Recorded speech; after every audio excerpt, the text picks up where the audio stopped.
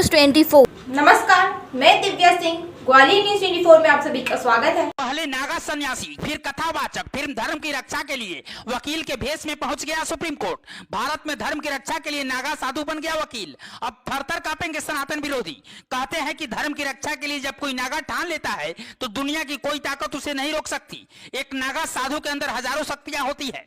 किसी नागा साधु को देखकर मन में अंदर एक अजीब सी तस्वीर बनती है। अघोरी कपड़ों के घूमता हुआ, माथे पर भस्म और लंबी जटाओं वाला शिव का पुजारी। लेकिन ये कहानी एक ऐसे किरदार की है जिसने सन्यासी का चोला ओढ़कर धर्म के लिए वकील बनकर सुप्रीम कोर्ट पहुंचा। जज साहब को भी भगवान के पक्ष में फैसला लेने के लिए मजबूर कर दिया।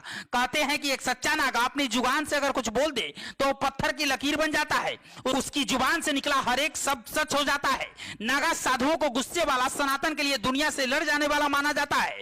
इस रिपोर्ट में हम आपको एक ऐसी जिद्दी नागा की कहानी बताएंगे जिसने भगवान राम और सनातन के लिए सन्यासी से वकील का रूप धारण कर लिया और भारत के सुप्रीम कोर्ट में लड़ाई लड़कर दशकों पुराने राम मंदिर विवाद को खत्म किया। कर्णेश कुमार शुक्ला कुछ साल पहले तक सन्यासी, कथावाचक और नागाओं के साथ रह चुके हैं, लेकिन फिर सुप्रीम कोर्ट के महान वकील बने। आमतौर पर किसी भी साधु को देखकर आपको लगेगा कि अनपढ़ होगा, लेकिन कर्णेश कुमार ने धर्म के लिए कैसे नागाओं की दुनिया से निकलकर सुप्रीम कोर्ट तक पहुंच गए, इसकी जानकारी जानकर आपकी भी जिंदगी बदल सकती है। करीब 30 साल पहले कर्णेश कुमार शुक्ला का जन्म उत्तर प्रदेश के बस्ती जिले में हुआ था। बचपन से ही कर्णेश कुमार को रामायण और ग्रंथों से प्रेम बढ़ता गया। शिक्षा सरस्वती शिशु मंदिर से शुरू हुई। इस वजह से बचपन से ही धर्म के रास्ते में जाने के लिए मदद मिली और मैट्रिक की परीक्षा पास करने के बाद कर्णेश भगवान राम की नगरी अयोध्या पहुंच गए। पहुंचने के बाद कर्णेश नागाओं के संपर्क में आए, शमशान की मिट्टी भी शरीर में लगाई। कुछ दिन बाद ही कथावाचक बन गए और लाखों रुपए भी कमाने लगे। लेकिन कर्णेश की जिंदगी में कुछ और लिखा था। कहते हैं कि 2010 के आसपास कर्णेश के सपने में खुद भगवान राम आए और उन्होंने सनातन के लिए लड़ने का संदेश दिया। ये वो दौर था जब पूरे देश को लगने लगा था कि अयोध्या में शायद कभी राम मंदिर नहीं बन पाएगा, लेकिन भगवान राम और सनातन के खातिर कर्णेश ने संत से वकील बनने के लिए कानूनी पढ़ाई पढ़ी और फिर सुप्रीम कोर्ट पहुंच गए, जहां राम मंदिर की सुनवाई हो रही थी। और 2015 के बाद संत वाला भगवा चोला छोड़कर कर्णेश ने कानून का काला कोट धारण कर लिया। इसके बाद कसम खाई कि जब तक मेरे शरीर में आखिरी सांस है भगवान राम के लिए लड़ूंगा। कर्णेश कुमार के सुप्रीम कोर्ट पहुंचते ही वहां का मंजर बदल गया। कोर्ट के 5 जजों की बेंच ने 9 नवंबर 2019 को राम मंदिर के पक्ष में फैसला सुनाया। भारत के हिंदुओं के लिए सबसे बड़ा फैसला था। कर्णेश कुमार शुक्ला देश के ऐसे पहले वकील हैं जिन्होंने इस्लाम की आसमानी किताबों की कुछ आयतों को संविधान के विरुद्ध बताया है और उन्हें हटाने के लिए कोर्ट पहुंचे भी हैं। भारत के किसी भी कोने में अगर लव जिहाद जैसी घटना होती है तो कर्णेश लड़कियों के पक्ष में फ्री में मुकदमा लड़ते हैं और अंतिम मुकाम तक पहुंचाते हैं। कर्णेश शुक्ला हिंदुत्व के ऐसे सिपाही हैं जिन्होंने भारत के करोड़ों हिंदुओं का सपना पूरा किया है।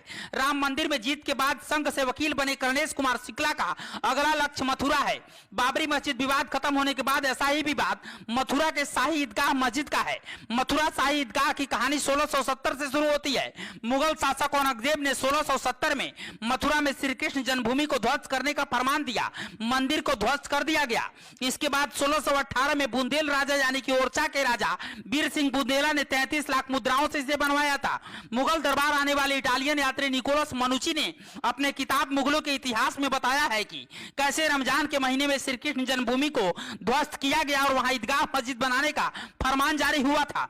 मुगलों का राज होने की वजह से यहाँ हिंदुओं के आने पर रोक लगा दी गई थी। नतीजा ये हुआ कि 1770 में गोवर्धन में मुगलों और मराठाओं में जंग हुई, जिसमें मराठाओं की जीत हुई। इसके बाद वहीं पर मराठाओं ने फिर से मंदिर का निर्माण कराया, लेकिन जहां कृष्ण का मंदिर था उसे शाही मस्जिद बना दिया गया। अब इसी मस्जिद को लेकर लड़ाई है। कहते हैं कि जिस पर एक बार सनातन का रंग चढ़ जाता है वो हमेशा के लिए उसी का हो जाता है। राम मंदिर के बाद अब कर्णेश कुमार शुक्ला का अगला लक्ष्य मथुरा में मस्जिद की जगह फिर से भगवान केशवनाथ का मंदिर बनाना है। कर्णेश शुक्ला सनातन के लिए सन्यासी से वकील बनकर लड़ रहे हैं। आज के लिए बस इतना ही। नमस्कार।